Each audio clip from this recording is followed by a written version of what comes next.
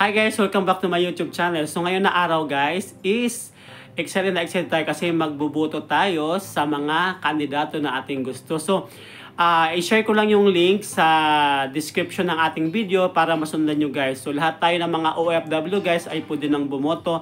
At saka yung link na ating gagamitin is isa lang na link. So nagbabari lang po siya kung saan ka na-register na mga embassy or sa consulate.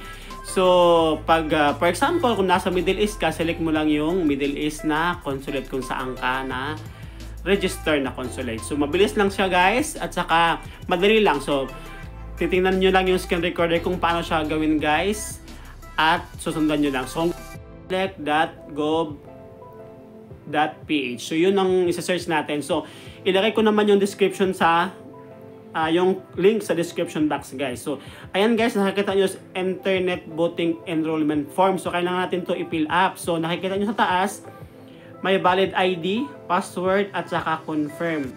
Password, saka... So, kung ano guys, i-select nyo lang yung passport. Mabilis yung passport guys. At tapos, lagay nyo lang yung desired nyo na password.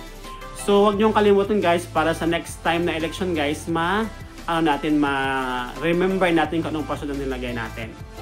So, kaya kailangan ng password dyan guys at saka i-confirm natin yung password natin. At saka pagkatapos yan guys, lagay ka ng email address at saka i-select mo yung embassy kung saan ka na embassy. For example, ito nasa Dubai tayo guys, lagay natin yung Dubai PCG. Tapos United Arab Emirates. Tapos i-click mo lang yung by proceed, tapos enroll.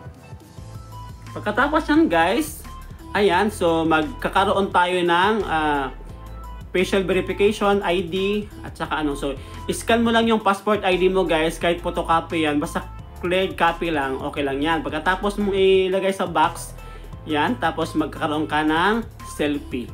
At pagkatapos yan guys, ayan na guys, lalabas yung pangalan mo dyan, at saka yung ID number, at saka date of birth. Pag okay na, i-continue mo lang. So, makaka-receive ka ng OTP doon sa registered na email address na ni-register mo kanina guys. So, ilagay mo yung OTP, pagkatapos lalabas na to guys. So, ayan. So, National Philippines Overseas voting tayo guys. So, ayan, National Election Overseas. So, pipili ka lang dyan ng ano guys, ng mga kandidato, kung sinong kandidato ang ipipiliin mo. Yan ang mga pangalan guys. Pagkatapos, mag-select tayo ng isang party list kung sino ang ating gustong pipiliin. So, isa lang yung i-select natin na party list guys. Pagkatapos yan guys, pag okay na lahat, nakapili ka na, then i-go na natin. Kasi ano tayo, ayan, solid Duterte tayo. So, 10 lang yung ibuboto natin. Kasi solid Duterte tayo. So, pagkatapos yan guys, pag okay na nabotohan na natin yung 10 Duterte natin, punta tayo doon sa party list guys. Ayan, yung party list natin is Duterte Youth pa rin. And then, pag okay na guys, i-click natin yung next. So, next natin guys. Pagkatapos, lalabas na dyan kung sino ibuboto mo. Ayan, yung Duterte na mga kandidato guys, at saka isang party list. Pag okay na yan sa'yo guys, or magdagdag ka pa, pwede mo siya i-modify.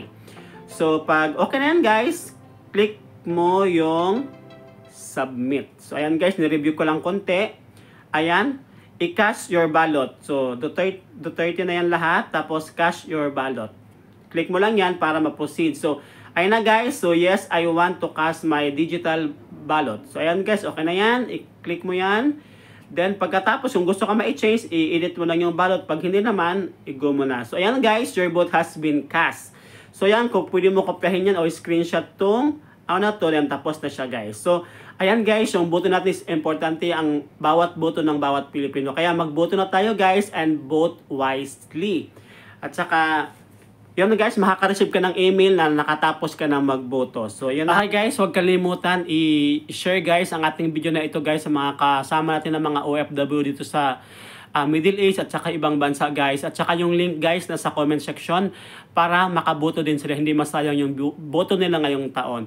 At kung gusto nyo yung mga tutorial na katulad nito guys, huwag kalimutan mag-like, comment, at mag-subscribe sa ating channel guys. Para malaking tulong din yung pagsasubscribe at pakapag-like nyo sa ating channel guys. So thank you for watching guys. See you in my next vlog.